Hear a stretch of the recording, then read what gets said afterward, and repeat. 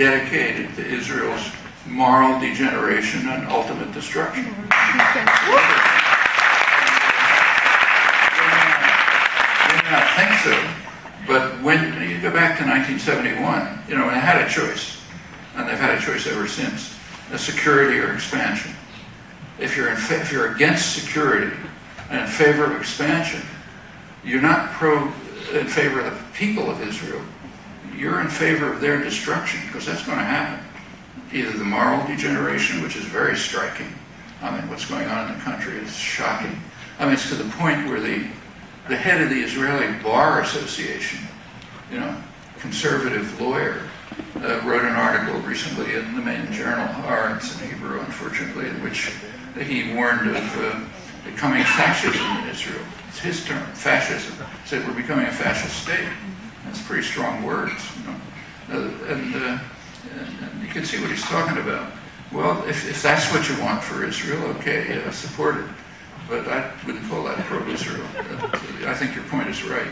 As for the lobby, there is a lobby. It's a powerful lobby. But think about it for a minute. I mean,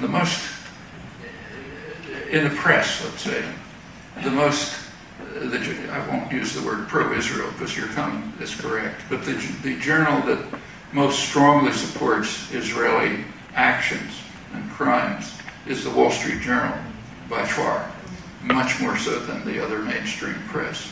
Now, is that part of the lobby? They're the journal of the business community. Of the two political parties, the one that's most rabid and supportive of Israel's policy is the Republicans.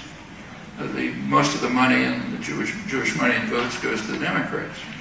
But it's the Republicans that are the most extreme. And in fact, AIPAC's an important lobby, undoubtedly. But, you know, it doesn't, I mean, it doesn't begin to compare with the business lobbies, or even with the military lobby.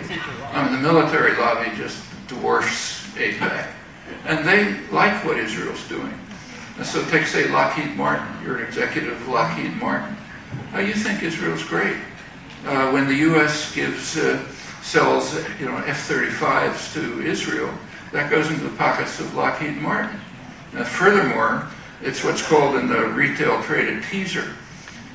You sell advanced armaments to Israel, and Saudi Arabia, where they have a lot of money, comes along, and they say, we want something too.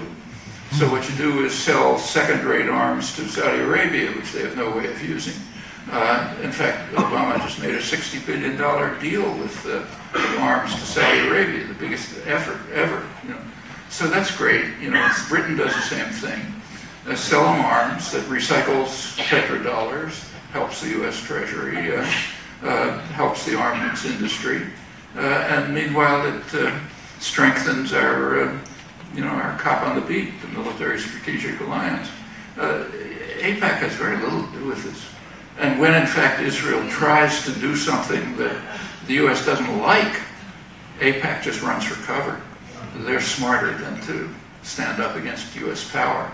So, for example, Israel's economy is very largely military-based, high-tech military, and they have to export.